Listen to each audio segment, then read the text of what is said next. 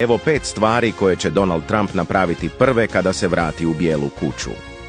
Zatvaranje granice i deportacije. Trump je obećao da će odmah zatvoriti južnu granicu i pokrenuti ono što opisuje kao najveću operaciju deportacije u američkoj povijesti. To bi uključivalo korištenje lokalnih redarstvenih snaga i nacionalne garde za deportaciju ilegalnih imigranata. Deregulacija i ekonomske politike. Cilja značajno smanjiti državne regulacije, posebno usredotočujući se na ekološke propise kako bi potaknuo američku autoindustriju i druge sektore. Trump je također obećao da će produžiti porezne olakšice iz svog prvog mandata, potpuno ukidanje poreza na napojnice ili prekovremeni rad. Pomaci u energetskoj politici.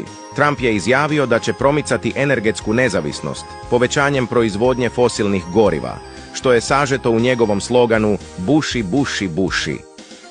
To uključuje preokretanje politika koje su u cilju prijelaza na čistiju energiju, poput električnih vozila, te potencijalno otvaranje područja poput Arktika za bušenje nafte, oprosti i osveta.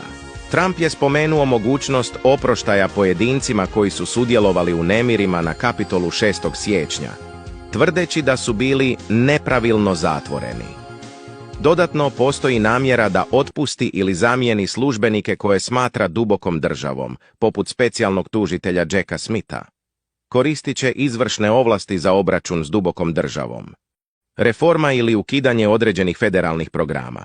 Trump je govorio o završavanju ili značajnom mijenjanju programa, kao što je Zakon o pristupačnoj zdravstvenoj zaštiti, iako je također izjavio da bi ga zadržao, obrazovnih politika nametanjem ograničenja federativnog financiranja na temelju sadržaja kurikuluma, te potencijalno restrukturiranje ili ukidanje agencija kao što je Ministarstvo obrazovanja, vraćajući kontrolu nad obrazovanjem državama.